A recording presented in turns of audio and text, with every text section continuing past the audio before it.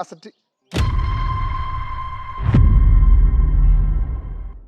তোমার বৌমা বিদেশ থেকে অন্যের বাচ্চা আমার ঘরে আমার সংসারে নিয়ে আসছে। যাবার কেন বাড়া বাড়া। সোহেল, সোহেল, এ সোহেল, সোহেল বাড়িতে নাই রে?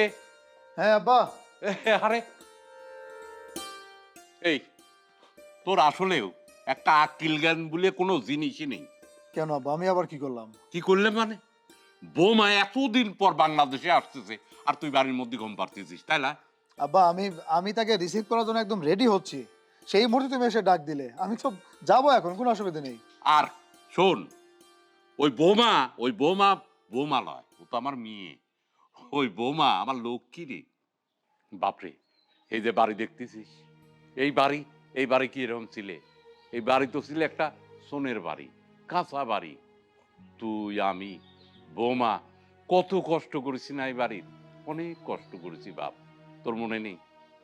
এই এত কষ্ট দে বৌমা কোন তেন এক ভিসা পাইলে তারপরে বিদেশ চলে গেল। বিদেশ যায়, এই যে ফোন, দামি দামি ফোন পাঠায়, টেকা পাঠায়, যখন লাগে কিচ্ছু খাওয়া লাগে না, তার টেকা দিয়ে এই বাড়ি কত সুন্দর করে করেছি বাপ, দেখছি। সেই বোমা আসতেছে আর তুই এখনো চুপচাপ মেরে বাড়িতে বসে রয়েছিস। তাড়াতাড়ি যা, তাড়াতাড়ি যা, বোমা গলিয়া। তুমি আসলে ঠিকই বলেছো আব্বা, আমাদের অভাবে সংসার ছিল, আমরা ঠিক মতো খেতে পারিনি, আমার চাকরি নেই বাকরি নেই, ওই সময় ওই অবস্থাটাতে কি যে একটা অবস্থায় আমাদের দিন পার করেছে। আজকে আমার স্ত্রীর পরিশ্রমের টাকা দিয়ে আমাদের এই ঘর বাড়িগুলো করা, সেই মানুষটা এতদিন পরে দেশে আসছে, মানে আমার যে কি ভালো লাগতেছে, কি আনন্দ লাগতেছে একমাত্র আমিই জানি। তুমি কোনো চিন্তা করো না আব্বা, আমি আমার স্ত্রীকে আনতে যাব বলেই কিন্তু আমি একদম রেডি হয়ে গেছি, তোমার কোনো টেনশন নেই। হ্যাঁ বাবা, তুই ঠিকই কইছিস, একদম ঠিক কথা কইছিস। আমার আমার বৌমাক আমি এই বাড়িটা উপহার দিবে চাই, তার কারণ তার কষ্টের টেকা দিয়েই তো এই বাড়ি করা। আচ্ছা ঠিক আছে আব্বা, তোমার বৌমা বাড়িতে আসুক, তুমি তাকে বাড়ি উপহার দিবে নাকি ঘর উপহার দিবে সে একান্ত তোমার ব্যক্তিগত ব্যাপার। আচ্ছা আব্বা, ও তো বলছো যে আরো 2-3 ঘন্টা পরে মানে এয়ারপোর্টে নামবে, আমি এত তাড়াতাড়ি যে কি করব? আহা বাপ, তুই যা তো আগে যা, যায় ওখানে বসে থাক গা বাপ, বসে থাকে বৌমাক সাথে করে নিয়ে তারপরে বাড়িতে আসবো। আচ্ছা ঠিক আছে আব্বা, আমি এখনই যাচ্ছি। হ্যাঁ যা, এই যাই, শোন শোন শোন শোন শোন, তোর সাথে তো বৌমার ফোনে কথা হয়। আচ্ছা বৌমা বিদেশ যায় কি খায় না খায়, ফ্রিজে তো মনে করবো মাছ মাংস মুরগি সব কিছুই আছে, কি বা খায়, তুই একটু আমাকে কয়ে যা, আমি ওই কামের বিটিক দিয়ে রান্না করা রাই। আব্বা, এতদিন পরে আমার বউ বাড়িতে আসতেছে, আমরা কি তার সামনে আলু ভর্তা ডাল এগুলো দিব? তোমার ফ্রিজে মাছ মাংস রুই ইলিশ যা কিছু আছে সব কিছু রান্না করো তো, ওর যেটা ভাল লাগে যেটা খাইতে মন চায় ও সেটাই খাবে, আর কোনো কথা আছে?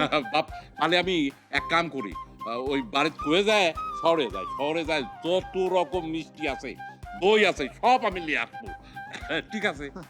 আচ্ছা ঠিক আছে, সময় নাই, আমি তাহলে গেলাম। আচ্ছা যা, যা বাপ। তোমার যা করার, আমরা আস্তে আস্তে যেন সবকিছু রেডি থাকে। আচ্ছা যা যা যা যা, আমি যাই। না না, ওই কাজের বক বলে যাই, আগে ও রান্না করুক, তারপরে আমি শহরে যাই যত প্রকারের মিষ্টি দই যা আছে সব কিছু নিয়ে আসবো। এই রহিমার মা, রহিমার মা, এই রহিমার মা।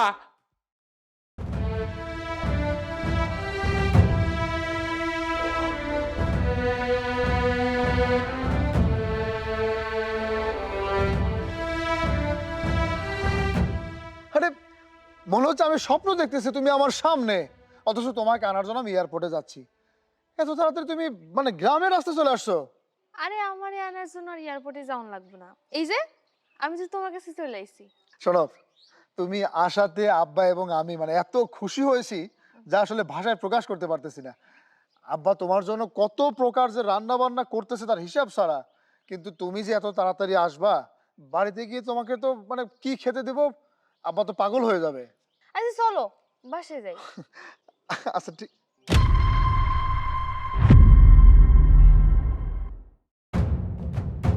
কি ব্যাপার তোমার পেটে কি হয়েছে? কেন আমাকে বাচ্চা? তোমার কি মাথা ঠিক আছে? মানে তোমার পেটে আমাদের বাচ্চা হয় কিভাবে? তুমি আজকে 7 বৎসর যাবৎ বিদেশের বাড়িতে, 7 বছর পরে তোমার সাথে আমার এই দেখা হলো, মানে এইটা কেমন কথা যে আমাদের বাচ্চা মানে? শোনো, আমি তোমার সব কিছু বাড়িতে গিয়া খুইলা কইতেছি। রাস্তাঘাটে মানুষজন কি না কি শুনে কি থেকে কি বলা বলি শুরু করব। আর তাছাড়া তোমার সাথে আমার অনেক কথা আছে, চলো তাকে বাড়িতে চলো। এই খুলে বলা বলে টাইম আমি তোমাকে দিব না। এই অবস্থা, তুমি বিদেশ থেকে গ্রামে আসছো, তুমি তুমি একজন পোয়াতি, আর এই পোয়াতি অবস্থা তুমি আমার বাড়িতে যাবে, আমার মান সম্মান কোনো কিছু থাকবে? লোকজন তোমাকে আমাকে নিয়ে হাসাহাসি করবে, বিশেষ করে তোমাকে নিয়ে হাসাহাসি করবে যে বিদেশ থেকে একটা মানুষ পোয়াতি অবস্থায় কিভাবে আসে। আচ্ছা, তুমি কি আমার সাথে ফান করতেছো? মানে আমি তো তোমার ব্যাপারটা ঠিক বুঝতে পারতেছি না। তুমি পোয়াতি অবস্থায় আমার বাড়ি, আমার ঘরে, আমার সংসারে আসতেছো, এত বড় সাহস তোমাকে কে দিয়েছে? তাহলে আমি এখন কি করব, কই যাব? তুমি কি করবা সেটা তোমার একান্ত ব্যক্তিগত ব্যাপার। আমি তোমাকে বারবার জিজ্ঞেস করতেছি তুমি এই অবস্থায় মানে গ্রামে কিভাবে আসতেছো, আমার বাড়িতে তাও আবার। দেখো, আমি তোমাকে জিজ্ঞেস করতেছি তুমি এই অবস্থায় কেন আসতেছো, বলো আমাকে। তোমাকে তো আমি সব কিছু খুইলেই কইতে চাইতেছি, কিন্তু আচ্ছা যাই হোক না কেন, আমি তো তোমার বউ নাকি? তুমি কি আমার ফালাই দিতে পারো? এই তুমি কি বলবা, তুমি কি বলবা? তুমি যদি আমার বউ হও তাহলে তোমার এই অবস্থা কেন? তুমি এই অবস্থা আমার বাড়িতে কেন আসতেছো? তুমি পোয়াতি অবস্থা আমার বাড়িতে আসবে আর আমি তোমাকে মেনে নেব এত সহজে? তুমি ভাবলে কি করে? এখন এই মুহূর্তে তুমি তোমার বাপের বাড়িতে চলে যাবে। খবরদার, খবরদার, তুমি আমার বাড়িতে আসবে না। আমি তোমাকে সুন্দরভাবে বলছি, তুমি আমার বাড়িতে আসবে না। আরে দাঁড়াও না, কই যাইতেছো? হাঁপাই গেছে। তুমি এগুলো কি শুরু করছো? এই, তোমার মান সম্মান না থাকতে পারে, আমার মান সম্মান আছে, আমাদের বাড়ির মান সম্মান আছে। তুমি এই অবস্থায় আমাদের বাড়িতে গেলে আমাদের মান সম্মান কিচ্ছু থাকবে না। তোমার তো মান সম্মান নেই। তোমার যদি মান সম্মান থাকতো তাহলে তো এই অবস্থায় আমাদের গ্রামে আসতে পারতে না। এখন আমি তোমাকে ইগনোর করে চলে যাচ্ছি, তুমি পিছন থেকে ডাকাটাকি শুরু করছো। তুমি কি আমাকে ডাকতেছো নাকি লোকজন জড়ো করতেছো, কোনটা? তুমি এসব কি উল্টাপাল্টা কথা কইতেছো? আমি কই যামু? আমার কি যাওয়ার কোনো জায়গা আছে? তাছাড়া আমি যতই অন্যায় করি না কেন, তুমি তো আমার কথাটা শুনবা। আমি যদি অন্যায়ও করি, তুমি কি আমার ফালাই দিতে পারো? আমি না তোমার বউ, তোর সাথে আমার ডিভোর্স হয় নাই। তুমি আমার কথাগুলো আগে শোনো। তোমার সাথে আমার ডিভোর্স হয় না, সবই ঠিক আছে। তুমি আমার সংসার করবে, অন্যজনকে নিয়ে পরকীয়া করবে, আর আমি তোমাকে নিয়ে তুলুতুলু করে সংসার করব? তুমি ভাবলে কি করে? তুমি ভাবলে কি করে বিদেশ থেকে টাকা পয়সা আমাদের কাছে পাঠিয়েছো বলেই তুমি যা খুশি তাই করবে, আমার চুপচাপ মেনে নেব? অসম্ভব। আমি তোমাকে সুন্দরভাবে বলছি, তুমি এখন এই মুহূর্তে তুমি তোমার বাপের বাড়িতে চলে যাও। আর যদি বেশি সিনক্রেট করার চেষ্টা করো না, লোকজন জড়ো করার যদি প্রয়োজন মনে করছো না, তাহলে আমি তোমাকে এখানে খুন করে ফেলবো, কথাটা মনে রেখো। তুমি এসব কি উল্টাপাল্টা কথা কইতেছো? আমি কোনো পরকীয়া করি নাই। হয়তোবা আমি তোমারে আমার এই সন্তানের ব্যাপারে কিছু জানাই নাই, তাই বলে তুমি কেমনে চিন্তা করলা? তুমি তো আমার সাথে 2 বছর হলো সংসার করছো, তুমি আমার চেনো না। আমি কেন পরকীয়া করতে যাবো? হয়তোবা আমার এই পেটের সন্তানের কথা তোমার জানাই নাই, কিন্তু আগে পরে তুমি কিছু না জানা না শুনে আমার সাথে এত অন্যায় করতে পারো না। আমি 7টা বছর বিদেশ ছিলাম, বিদেশ থেকে যে টাকা পয়সা ইনকাম করছি কারে দিছি? তোমাকেই তো দিছি। আমার কাছে তো কিছু রাখি নাই। আমার টাকা দিয়ে বাড়ি করছো, গাড়ি করছো, এই যে এত সুন্দর পোশাক পরে ঘুরতেছো, কিন্তু আমারে দেখো, আমি যে অবস্থায় গেছিলাম সেই অবস্থায় ফেরত আসছি। আমার জন্য আমি একটা পয়সাও রাখি নাই। এখন যদি তুমি আমার বাইর করে দাও, আমার যদি তোমার তোমার ঘরে যদি আমার জায়গা না দাও, আমি আমার এই পেটের সন্তানটা নিয়ে কই যাবো? তোমার লজ্জা করতেছে না তোমার গর্ভে অন্য একজনের সন্তান নিয়ে আমার সাথে এভাবে কথা বলতে? তুমি টাকা পয়সা পাঠিয়েছো, আমরা গাড়ি বাড়ি করছি, সবই ঠিক আছে, কিন্তু তুমি যে অবস্থায় আসছো তাই বলে আমরা সবকিছু মেনে নেবো তোমার? আমি তোমার সাথে এখন এই মুহূর্তে কথা বলতে চাচ্ছি না, প্লিজ। আমি তোমাকে সাহায্য অনুরোধ করতেছি, তুমি তোমার বাপের বাড়িতে যাও, পরেরটা পরে দেখা যাবে। তো তুমি কই যাইতেছো?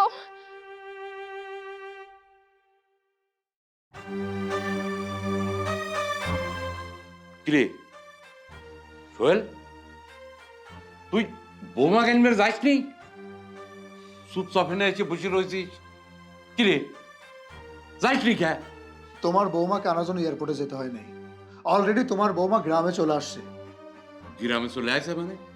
এ গ্রাম দিয়ে আস, ও বুঝেছি, এই গ্রামে আসতি না আসতি বোমার সাথে ঝামেলা করেছিস, তাই না? বোমার সাথে ঝামেলা করেছিস। আসলে তোর মাথায় যে কি ঢোকে আমি কিছু বুঝি না বাবা।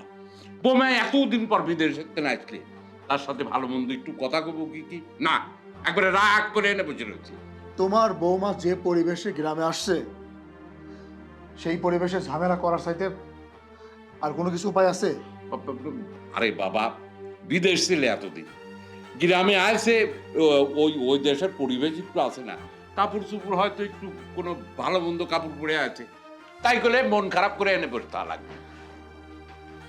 আবার আর থাক থাক মা, বৌমা তুমি ভালো আছো তো? হ্যাঁ আব্বা, ভালো আছি। আমি তোকে বারবার নিষেধ করে আসলাম, তুই আমার ঘরে আমার বাড়িতে ঢুকবি না। তুই কোন সাহসে আমার বাড়িতে ঢুকলি? তোর বুকটা একটা বার জন্য কেঁপে উঠলো না? তুমি এসব কি কথা কইতেছো? আমি কিচ্ছু বুঝতেছি না।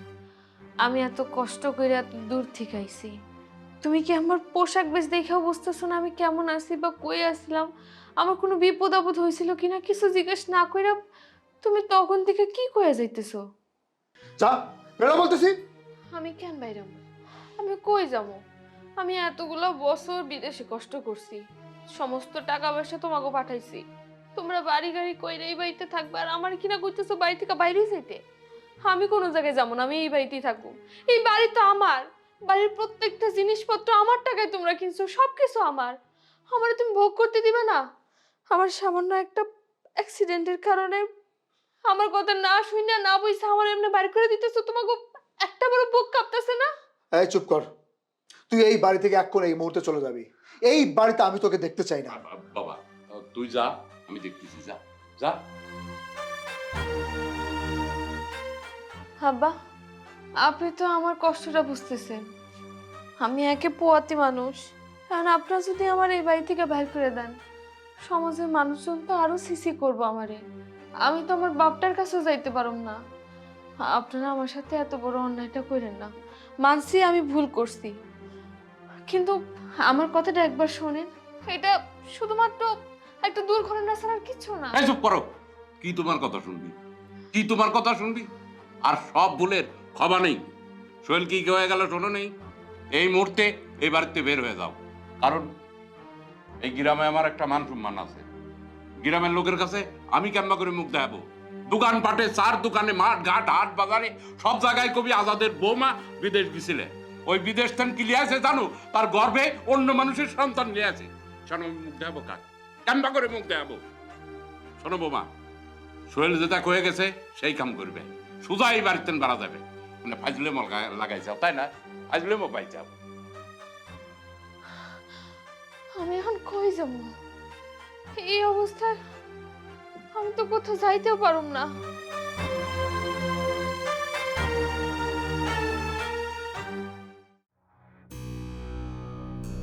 মাতবর সাহেব, মাতবর সাহেব বাড়িতে আছেন? মাতবর সাহেব, কে? আসসালামু আলাইকুম। ওয়ালাইকুম আসসালাম। আজাদ ভাই যে, আপনি এত করতে? মাতবর সাহেব, একটা বড় বিপদে পড়ে আপনার কাছে আইছি। কেমবা করে যে কথাটা কই, এটা লজ্জার ব্যাপার, কিন্তু কিভাবে কথাটা কই? বিপদ? কি বিপদ? টাকা পয়সা লাগবে? টাকা পয়সা লাগলে বলেন, কত টাকা লাগবে? আসলে টাকা পয়সা লাগবে না, তাহলে কথাটা কিভাবে যে কই। মাতবর সাহেব, আপনি তো জানেন যে আমার বৌমা বিদেশ গেছিলেন, ওই 7 বছর পরে আবার দেশে আছে। মাতবর সাহেব, ওই আমার বৌমার না পেটে সন্তান। মানে বিদেশ থেকে আসছে সন্তান পেটে নিয়ে? হ্যাঁ আপনার ছেলে থাকে কোথায়? দেশে? হ্যাঁ। আপনার ছেলে দেশে থাকে, আর হচ্ছে ছেলের বউ বিদেশ থেকে বাচ্চা পেটে নিয়ে আসছে? মাতবর সাহেব, সোহেল তো মাইনে লিখছেই না, আমি তো আরো মাইনে লিবের পারতেছি না, ওই জন্যই রাত্রি আপনার কাছে আইছি। মাতবর সাহেব, আপনিই কোন এই ব্যাপারটা যদি এলাকার মধ্যে জানাজানি হয়ে যায়, তাহলে আমি মানুষকে মুখ দেখাবো কেমবা করে? তাছাড়া সোহেল, সোহেলের যে অবস্থা দেখলাম, ও কখন যে কি করে ফেলবি মাতবর সাহেব, আমি আমার মাথায় কিছুই ঢুকতেছে না। মাতবর সাহেব, আপনি যদি আমার সাথে আমার বাড়িতে যাইতেন, একটা যদি বিচার করে আনি দিবেন পারতেন। আজকে আমার একটু ঝামেলা, একটা লোক আসবে কিছুক্ষণ পরে, কালকে সকালে এই বিষয়টা নিয়ে বসি। হ্যাঁ হ্যাঁ হ্যাঁ, মাতবর সাহেব, আপনার কথা শুনে খুব আরাম পেলাম, কারণ আপনি ছাড়া আমার কিডা আছে কর। এই গ্রামের মধ্যে আপনিই তো সব সালিশ বিচার করেন। আপনি আপনি যেটা ভালো হয় সেটা করে দেন। আপনি সকালে অবশ্যই আমার বাড়িতে আসেন। আমি যাই। আসসালামু আলাইকুম।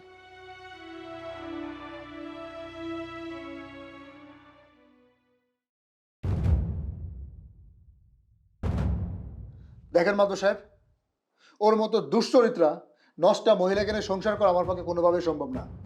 আমি মানছি ও 7 বছরে বিদেশ থেকে সমস্ত টাকা পয়সা আমার সংসার আমার কাছে পাঠিয়েছে, তাই বলে এই নয় ওর গর্ভে অন্যজনের সন্তান নিয়ে আমার ঘরে আসবে।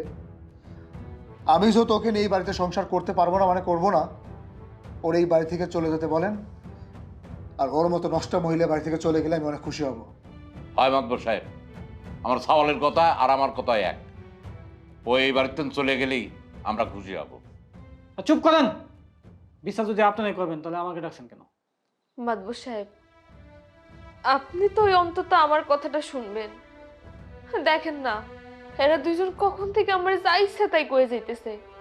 এই যে 7টা বছর আমি বিদেশে এত কষ্ট করলাম, আমার কষ্টের কি কোনো দাম নাই? হয়তো বা একটা দুর্ঘটনা আমার সাথে ঘটে গেছে, তাই বলে কি সে আমার ফালাই দিতে পারে? আমি তো তার বিয়ে করা বউ। আমি এখন এই অবস্থায় কই যাবো? আমার যদি এখন বাড়ি থেকে বের করে দেয়, আমার তো মরা ছাড়া কোনো গতি থাকবো না। আপনি জানেন, এই সংসারে যখন অভাব ছিল, 3 বেলা ঠিকঠাক মতো খাইতে পারতো না, ভাঙা একটা টিনের বাড়িতে থাকতো, তখন থেকে তার জন্য আমি কষ্ট করতেছি। দিনের পর দিন বিদেশে রাত দিন 24 ঘন্টা কষ্ট করছি। কষ্ট কইরা কইরা মাস শেষে টাকা পাঠাইছি। আমি আমার নিজের জন্য একটা সুতো পর্যন্ত রাখি নাই। আমার গর্ভের সন্তানটা তো আমার। আমার সন্তান কি ওর সন্তান না? ও একটাবার আমারে বোঝার চেষ্টা করতেছে না। কেমন স্বার্থপরের মতো আমার এই বাড়ি থেকে বারবার করে তাড়া দিতেছে। আপনি কোন কাজটা কি আমার সাথে ঠিক করতেছে? দিনের পর দিন এত এত টাকা পয়সা তাকে পাঠাইছি। তারা আমার টাকা দিয়া বিল্ডিং করলো, ঘর সাজাইলো, জায়গা কিনছে, বাড়ি কিনছে, গাড়ি কিনছে। অথচ দেখেন, আমার টাকায় বানানো বাড়িতে আমারই জায়গা হইতেছে না। আপনি জানেন মাদুর সাহেব, আমার বাপটারে পর্যন্ত আমি কানা করি দেই নাই আমার সংসারের কথা চিন্তা কইরা, যে না, আমার স্বামী আমার স্বামী ভালো নাই, সে অভাবে আছে। ঋণ কইরা সে পুরো ঋণগ্রস্ত হয়ে গেছিল। পাওনাদাররা প্রতিদিন তারে খুঁজাইতো, কবে টাকা দিব, তার উপরে চাপ দিত। সেটা তো আমি সহ্য করতে পারি নাই। সহ্য করতে না পারে নিজেই বিদেশ চলে গেলাম। আমি কয়দিন পারতাম না আপনি কোন আমার পরিবর্তে তারে বিদেশে পাঠাইতে? আমি তো সেটা করি নাই। আর সেটাই ছিল আমার জীবনের সবচেয়ে বড় ভুল। সেই ভুলের ফল আমি এখন পাইতেছি। আর আপনি কোন আমি এখন কি করতে পারি? আমি কি এখন গলায় দড়ি দিয়ে মরে যাবো, নাকি বাচ্চাটা নষ্ট করে ফেলাম? দেখো বউ, তুমি যে অবস্থায় বাড়িতে আসছো এটা কেউ মেনে নেবে না। অতএব তোমার এই বাচ্চাটাকে এখন ভূমিষ্ঠ করতে হবে। আর এই বাড়িতে থেকে তুমি এই বাচ্চাটাকে ভূমিষ্ঠ করতে পারবে না। আর এই অবস্থা তোমাকে দেখভাল করার মতো এই বাড়িতে কেউ নেই। সুতরাং তুমি তোমার বাপের বাড়িতে যাও, বাচ্চাটাকে ভূমিষ্ঠ করো, তারপর বিষয়টা নিয়ে আমরা আবার বসবো। বসে বিষয়টা নিয়ে আমরা কিভাবে ফয়সালা করা যায় সেটা দেখবো। আপনিও তো এক পক্ষ নিয়েই কথা কইতেছেন। আপনি আমার কথাটা একবারও চিন্তা করলেন না? আমি একজন গর্ভবতী মেয়ে হইয়া কেমনে আমার বাপের ঘরের বোঝা হয়ে এখন তার বাড়িতে যাই? আমি যখন বিদেশে ছিলাম, তার জন্য তো আমি একটা কানা করেও পাঠাই নাই। সব টাকা পয়সা আমার স্বামীর নামে পাঠাইছি, স্বামীর ব্যাংকে পাঠাইছি। এনার্জি তো চাইতেছে না আমার বাচ্চাটা এই বাড়িতে জন্মাক। আমি 7টা দিন সময় চাই মাথা গোজার জন্য, একটা ব্যবস্থা করার জন্য তো সময় দরকার। হুটহাট তার মেয়ে মানুষ বাড়িতে পারি না। কিন্তু এই 7টা দিন তারা যেন আমার সাথে কোনো ধরনের খারাপ ব্যবহার না করে। তোর কাছে হাত জোর করে অনুরোধ করতেছি, তুই দয়া করে বাড়ি থেকে চলে যা। আল্লাহর রাস্তায় তুই একটু মাফ কর আমাদেরকে। তুই চলে গেলে আমরা অনেক খুশি হয়ে যা। এই কথা শুনিস নি? কথা খালি গিলিস।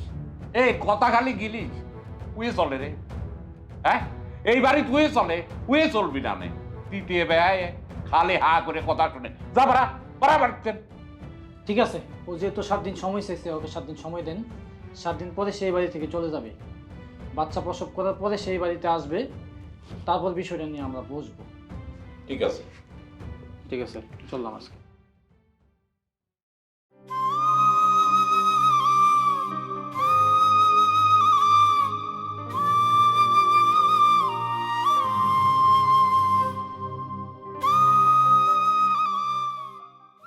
কি ব্যাপার? তুমি আমার বেডরুমে যাও, বের হও। ওই ড্রয়িং রুমে বিছানা করে প্রয়োজন ওইখানে রেস্ট নিতে পারো, যাও। কেন? এটা কি শুধু তোমার একার রুম? আমার রুম না? আমি এই ঘরে কেন থাকতে পারব না? শোনো, এই যে দেখলাম না এতদিন যা হইলো আমার সাথে, এ থেকে আমি অনেক বড় একটা শিক্ষা পাইছি। শিক্ষাটা হইলো জীবনে কাউরে কোনোদিন অন্ধবিশ্বাস করতে হয় না, বিশ্বাস করে নিজের সর্বস্ব দিয়ে দিতে হয় না, তাহলে ফলাফল জিরো। আমি জাগোর জন্য এত কষ্ট করলাম, এত কিছু করলাম, অথচ দিন শেষে আমি আমার মাথা গোজার জায়গাটুকু পাইতেছিলাম না, পাই নাই। 7টা দিন সময় দিছো তো, এই 7টা দিন আমার সাথে তোমরা কেউ খারাপ ব্যবহার করতে পারবে না। আমার বউয়ের মর্যাদা দিয়া এ বাড়িতে রাখতে হইব। এই, তোমার কি লজ্জা শরম খুবই কম? মানে লজ্জা শরম বলতে তোমার কোনো কিছু নেই? এই অবস্থা নিয়ে তুমি আমার বাড়িতে আসছো, আমাকে স্বামী দাবি করতেছো। আরে আমার জায়গা অন্য কেউ হলে তোমাকে তখন খুন করে ফেলতো। তোমার কপাল ভালো যে তুমি আমার সামনে এইভাবে এখনো বসে আছো, এখনো কথা বলতে পারতেছো। তুমি অন্য পুরুষের সন্তান তোমার গর্ভে নিয়ে এসে তুমি আমাকে, মানে আমাকে উপদেশ দিচ্ছ, আমাকে জ্ঞান দিচ্ছ। আচ্ছা, তোমার জায়গায় যদি আমি হইতাম, তুমি কি সহ্য করতে পারতে? ধরো আমি একটা বিয়ে করে এই বাড়িতে বউ নিয়ে আসছি, তুমি সহ্য করতে পারতে? তুমি মেয়ে মানুষ, এতক্ষণ চিল্লাচিল্লি করে আউকাউ করে সারা পাড়া সারা গ্রাম একদম জাহিরি করে ফেলতে। তোমার কপাল ভালো যে আমি এর কানে করেও কোনো কিছু করিনি। পার্থক্য এটাই, তুমি নারী, আমি পুরুষ। তুমি আউকাউ চিল্লাচিল্লি করতে পারো, আর তোমার মতো স্বভাবের আমি তা পারি না। 7 দিন এই বাড়িতে আসো তো, 7 দিন পর তুমি এই বাড়ি ছেড়ে চলে গেলে অন্তত আমি একটু মুক্তি পাই।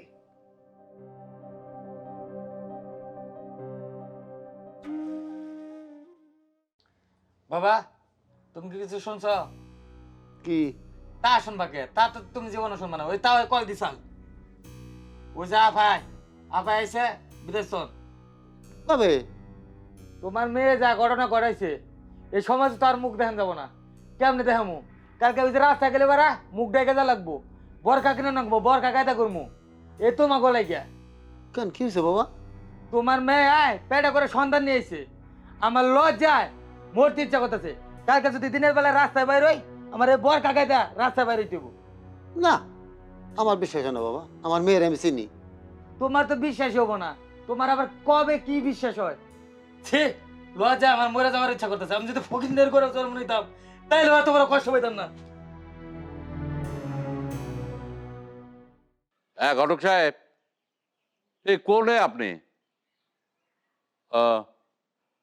আচ্ছা, আপনি যে কইছিলেন যে একটা ভালো পাত্রী দেখেন, সেটার কি অবস্থা? শোনেন ভাই, আমার পাত্রী ভালো হলে পরে মানে যৌতুকের কোনো কথাই আসবে না, মানে কিচ্ছু লেবল হয়। ওই মেয়ে আমরা সবকিছু দিয়ে সাজাসুজি লে আসবো। আপনি কথা বোঝেন নেই?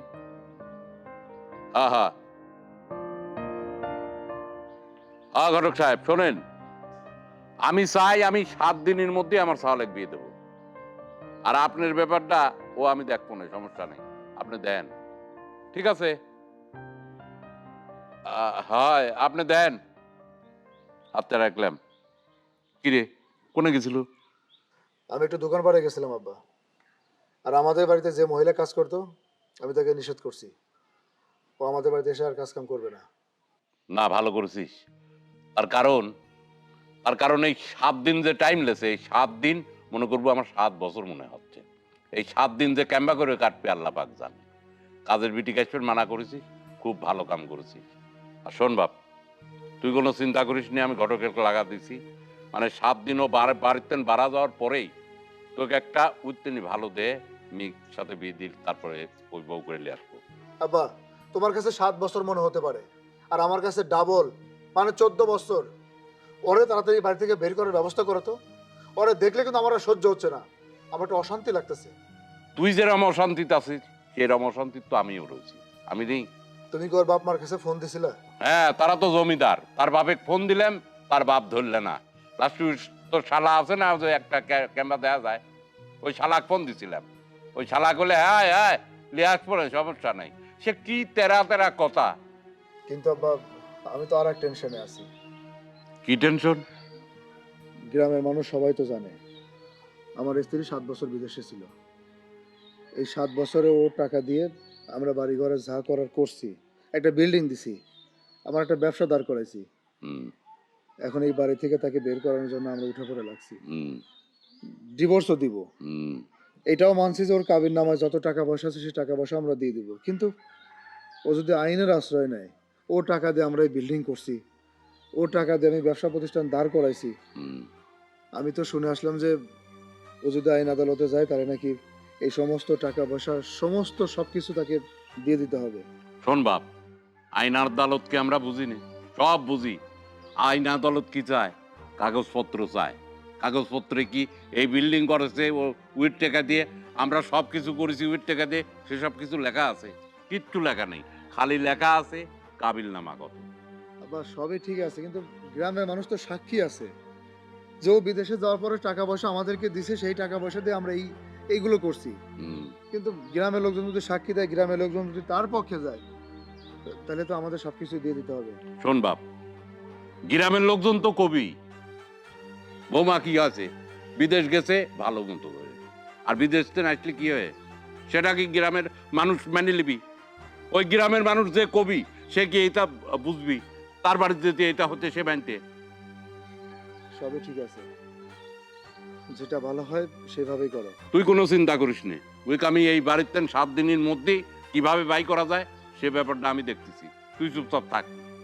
ও 7 দিন থাকতে চাইছে বলে কি আমরা 7 দিন তাকে সময় দিব নাকি? আহ। তাকে যেভাবে অত্যাচার করে এই বাড়ি থেকে বের করতে পারো তাই করো। আর শোন বাপ, যথারীতি মাতব্বর হয়ে গেছে, 7 দিন থাক না, তার মধ্যে তো 2 দিন গেলই, আর মাত্র 5 দিন, ও ঠিক হয়ে যাবে নি। তুই চিন্তা করিস নে, ব্যাপারটা আমি দেখতেছি।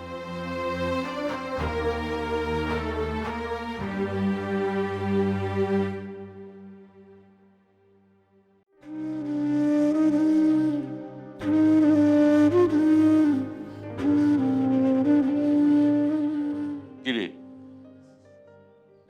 বাড়ির কাম কাজ সব নিজেই করতেছিস? আব্বা, আপনি দেখতেছেন আমি একা হাতে বাড়ির সমস্ত কাজ করতেছি। যে সময়টাতে আমার বিশ্রাম নেওয়া দরকার সেই সময়টাতে আপনারা এবারে কাজের মহিলাটারে পর্যন্ত তাড়াই দিচ্ছেন আমার দিয়ে কাজ করাবেন দেখা। আপনারা কি মানুষ? আপনারা তো অমানুষের মতো কাজ করতেছেন আমার উপরে। তুই কিসির অসুস্থ? হ্যাঁ, কিসির অসুস্থ? ও, অন্য জায়গাতে না অসুস্থ হয়ে আছে, আমার বাড়িতে বোঝা হয়ে পয়সা, তাই না? আজ আমার সওয়ালের সন্তান যদি তোর গর্ভে থাকতে তাহলে মানিয়ে নিতাম। এই সন্তান তো অন্য লোকের। এই কিসির অসুস্থ? যার জন্য অসুস্থ হয়েছিস ওনে যা।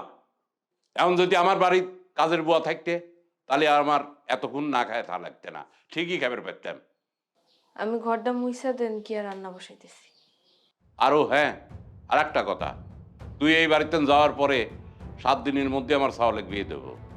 আর হ্যাঁ, ওই কাবিলের টাকার তুই চিন্তা করিস নি। তুই যখন যায় সেই বাড়িতে তখন তোর হাতে হাতে দিয়ে দেবো না। আপনার পোলারে আপনি বিয়া করাইবেন? তাইলে আমার শুধু কাবিনের টাকা কেন দিবেন? আমি যে 7 বছর বিদেশে থাইকে আপনাকে এত কারি কারি টাকা পয়সা পাঠাইছি, বাপ পোলা দুজনে মিলে যে আমার টাকার উপর ঘুমাইছেন, খাইছেন, আমার টাকা দিয়ে বাড়িঘর বানাইছেন, সেগুলো ফেরত দিবেন না? ওরে বাবা রে বাবা, বুবার মুই দেই মনে করো একবারে বুলি ফটেছে। এই আরামজাদি, তুই যে 7 বছর বিদেশ ছিল, আমি আর সোহেলকে এই বাড়িতে বসে বসে মানুষের ঘাস কাটিছি? হ্যাঁ, বাড়িতে বসে বসে পর পাল তুলে দেখাইছি, আমরা কাম করিনি? আমারে টেকার এই বাড়ি আছে, তোমার টেকায় না। শুনেন আব্বা, টাকা যে পাঠাইছি এর প্রমাণ আমার কাছে ঠিকই আছে। মানে আমারই আপনাকে পছন্দ না, কিন্তু আমার টাকা পয়সা আপনাকে ঠিকই পছন্দ। আমি যদি এই বাড়ি থেকে বাইর হই, আমি যে সমস্ত টাকাগুলো আপনাকে পাঠাইছি, আপনারা যে ভোগ বিলাসিতা করতেছেন, সমস্ত টাকা পয়সা আমি বুঝে নিয়েই এই বাড়ি থেকে বাইর হব। খালি কাবিনের টাকা কেন দিবেন? কাবিনের টাকার সাথে আমার টাকা বুঝাই দেন, আমি আজকেই চলে যাব। আর নাহলে 7 দিনের আগে আপনারা কেউ কথা কইতে পারবেন না। কি করলো তুই? তুই তো তুই তো একটা তিতে ব্যয় উয়ে চলে, উয়ে চলে এই বাড়ি তুই চলে, উয়ে চলবি না রে, তোর এখনই বাড়ানি লাগবি। চল আব্বা, চলে আব্বা ছাড়ে দেন আমারে। চল। হারাম জাদি, আমার মুখের উপরে কথা কইস। হারাম জাদি, যা বাড়তেন বাড়া, বাড়া। তোকে এখন ভালো মতো করে করছি, বাড়তেন বাড়া যা করছি। আপনারা বারবার কেন আমার বাইর করে দিতেছেন এই বাড়ি থেকে? আপনারা তো এইভাবে আমার বাড়ি থেকে বাইর করতে পারেন না। এদেশে তো আইন আছে, সমাজ আছে। আমি তো 7 দিনের সময় নিছি। 7টা দিন আপনারা অপেক্ষা করতে পারতেছেন না? 7 দিন কে? তোকে মনে করবো 1 মিনিটও সময় দিবে পারবো না, 1 মিনিটও সময় দিবে পারবো না। এই হারাম জাদি, তোকে যাতে এখন মারতি মারতি মেরে ফেলা দেই, তাহলে এই গ্রামের লোকজন আছে কি কবিনি? তোকে মারিছি তার জন্য আমাকে অপরাধী কবিনি, তা কবি না নাই কবিনি। তোর এই অবৈধ সন্তানের জন্য তোকে মেরে ফেলাইছি। ও এই বাড়ির 7 দিন থাকবে, যে বাড়িতে এই অবৈধ সন্তান লিয়াইছাও সেই বাড়িতে যাও, যা। আপনি কেমনে জানলেন আব্বা যে আমার এই সন্তান অবৈধ নাকি বৈধ? আপনারা না যাই না শুনে তো কোনো কথা কইতে পারেন না। আপনারা কি একটাবার আমার কথা শুনছেন? আমার কাছে জানতে চাইছেন যে আসলে কি হয়েছিল না হয়েছিল? আপনারা টাকার লোভে পড়ে গেছেন, টাকার লোভে পড়ে আমার এই বাড়ি থেকে বের করে দিতে চাইতেছেন। ও টাকার লোভে পড়েছি, টাকার লোভে পড়েছি। হ্যাঁ, টাকার লোভের জন্য কোন ট্রেন মনে করো অবৈধ সন্তান পাতা নিয়ে যাও, সেটাও আমার মাইনে নেওয়া লাগবে, তাই না? তুমি এই 7 বছর কি আমার বাড়ির ছিলে? উই চলে, উই চলে হে, উই চলবি না নে, এনতে চলে যা করছি, চলে যা। আর সোহেল, এ সোহেল, এ সোহেল, কি ব্যাপার, কি হয়েছে? এদে এদে বাড়া যাবের কইছি, বাড়িতে বাড়া বিলাই। এই বাড়ি নাকি উয়ের বাপ এক কাম করিলি, এই বাড়িটা 2 বাপ পুতি তুলে ওর মাথার উপরে বসাতে এই বাড়ি সহকারে নিয়ে চলে যাক। এই শোন, তুই যত কথাই বলিস না কেন, তোর কোনো কথা আমরা শুনবো না। তুই এখন এই মুহূর্তে এই বাড়ি থেকে বের হয়ে যাবি। মাতবর যদি জিজ্ঞেস করে 7 দিন টাইম দেওয়ার পরেও কেন তাকে বাড়ি থেকে বের করে দেওয়া হলো, সেই কৈফিয়ত আমরা দিব। যা বলতেছি, যা। যাও না, কি করবা? মারবা আমারে? মারো, দেশে আইন আছে, দেশে লোকজন আছে। তোমরা তো অন্যায় ভাবে আমার উপর কিছু করতে পারো না। আমার সাথে তোমরা যা করছো এখন পর্যন্ত অন্যায়ই করতেছো। আমি কিচ্ছু হইতেছে না, মুখ বুইজা আছি। 7টা দিন তোমাকে সবর হইতেছে না আমার এই বাড়ি থেকে বের করে দিবা তোমরা? আমি খুব ভালো করে বুঝতে পারছি তুই এত সহজেই বাড়ি থেকে যাবি না। তোরে ঘাড় ধাক্কা দিয়ে বাড়ি থেকে বের করতে হবে, তাই বুঝতে পারছি। যাবে না, আরে বের হয়ে উঠতেছি, যাবে না। আরে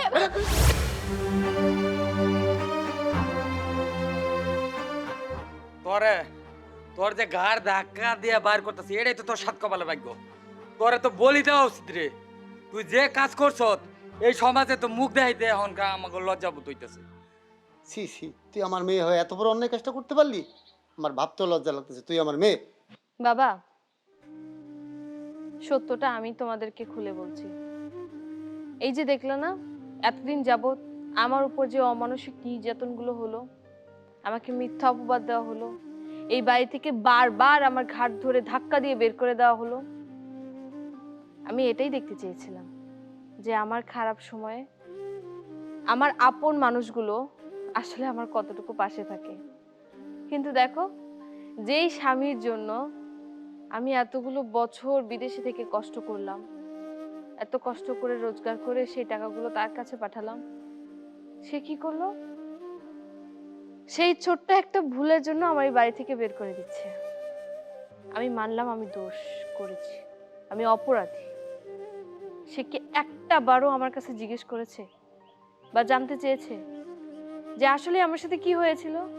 তারা তো এখন পর্যন্ত এটাও জানে না যে আমি কিভাবে প্রেগনেন্ট হলাম। আমার সাথে তো অনেক বড় দুর্ঘটনাও ঘটতে পারে, বা আমি অন্য জায়গায় বিয়েও করতে পারি। না জেনে না শুনে একের পর এক অপবাদ দিয়ে যাচ্ছে। কারণটা কি জানো? আমার টাকা পয়সা। আমার টাকা পয়সার লোভ এদেরকে অন্ধ করে দিয়েছে। এরা এখন আর মানুষকে মানুষ ভাবতে পারতেছে না। এরা চাচ্ছে এদের কথা শুনে যেন এই বাড়ি থেকে আমি বের হয়ে যাই, আর আমার টাকায় গড়া বাড়ি গাড়ি তারা যেন নিজে থেকে একা একা ভোগ করতে পারে। কিন্তু আমি তো সেটা হতে দিব না। আমি আসলে প্রেগনেন্ট না। এই যে বাচ্চাটা দেখতে পাচ্ছ, এই হচ্ছে সেই বাচ্চা। আমি আসলে তোমাদেরকে পরীক্ষা করার জন্য গর্ভবতী সেজেই বাড়িতে আসছিলাম। আমি শুধু দেখতে চেয়েছিলাম যে আমি যদি একটা ভুল করি, একটা অন্যায় করি, অন্তত তুমি কতটুকু আমার পাশে থাকো। এসব তুমি কি বলছো? মানে তুমি আমাদের সাথে অভিনয় করেছো মাত্র। দেখছো তুমি অভিনয় করছো, অথচ আমরা কিছুই বুঝতে পারিনি। তুমি যেমন একটা অন্যায় করে বাড়িতে ঢুকছিলে, আর সেই অন্যায় শাস্তি আমরা তোমাকে প্রতিটা মুহূর্তে দিতেছিলাম। এখন তো আমরা নিজেরাই অন্যায় করে ফেলছি। তুমি এই বাড়িতে আসার পর অনেকবার বলছিলে যে আমার একটা কথা শোনো, আমার কথা আছে, আমি কিছু কথা বলি। তোমার তো কোনো কথাই আমরা শুনতে চাইনি। দেখো, আমরা তোমার কথা না শুনে আমরা নিজেরাই কত বড় একটা ভুল করে ফেললাম, কত বড় একটা অন্যায় করে ফেললাম তোমার সাথে। আসলে তুমি রাইট, আমরাই ভুল। তোমার কথা আমাদের শোনা উচিত ছিল, শোনা প্রয়োজন ছিল। এখন আমরাই যেহেতু তোমার কাছে ভুল করে ফেলছি, এখন তো আমাদের মাপ চাওয়া ছাড়া তার কোনো উপায় দেখতেছি না। আবার আমরা তো ওর পরীক্ষায় ফেল করে ফেললাম। বৌমা, বৌমা আসলেও আমরা ভুল করেছি। তোমার মতো একটা লক্ষ্মী বৌমা আমি পাইও আমি তোমাকে এত অপবাদ দিলাম, তোমাকে না পরীক্ষা করে, না বুঝে, না শুনে অনেক কথা কয়ে ফেলা দিলাম বৌমা। চুপ থাকো তোমরা। তোমাদের আর কোনো কথাই আমি শুনতে চাচ্ছি না। তোমরা কি ভাবছো এত সহজ একটা মানুষের উপর এতগুলো বদনাম, এত অপবাদ, এত তিরস্কার, এত অমানসিক নির্যাতন, গায়ে হাত তোলা, সে এত সহজে সবকিছু ভুলে যাবে? তোমাদের জন্য, শুধুমাত্র তোমাদের জন্য আমার জীবন থেকে 60টা বছর মুছে গেছে। আমি তো তোমাদেরকে এত সহজে ছাড়বো না। এখন তো আমি আর প্রেগনেন্ট না, আমি তোমাকে ডিভোর্স দিব। তার আগে আমি যে এত বছর তোমাকে এত টাকা পয়সা পাঠিয়েছি, আমার টাকা পয়সা দিয়ে তোমরা বাড়ি করেছো, গাড়ি করেছো, প্রত্যেকটার হিসাব আমার চাই। যদি তুমি নিজে থেকে দাও তাহলে তো ভালো, আর যদি আমি নিজে থেকে না পাই, যে তুমি আমাকে সবকিছু না বুঝিয়ে দিয়েছো, আমি থানায় যাব। থানায় গিয়ে বাপ বেটা দুইজনের নামে আমি মামলা করব, তোমাদেরকে জেলের ভাত খাইয়ে দেব। দিন শেষে রক্তের সম্পর্কই টিকে যায়। এই যে দেখো আমার বাপটা, তাকে আমি এতটা বছর কোনো খোঁজ খবর নেইনি, কোনো টাকা পয়সা, কোনো কিচ্ছু দেয়নি, অথচ সে কিন্তু আমাকে উঁচু গলায় একটা কথা বলার সাহস পায় নাই। আমার কাছে রক্তের সম্পর্ক জিতে গেল, ভালোবাসায় হেরে গেল। তুমি রেডি থাকো, আমি খুব শীঘ্রই তোমার সাথে দেখা করব। বাবা চলো।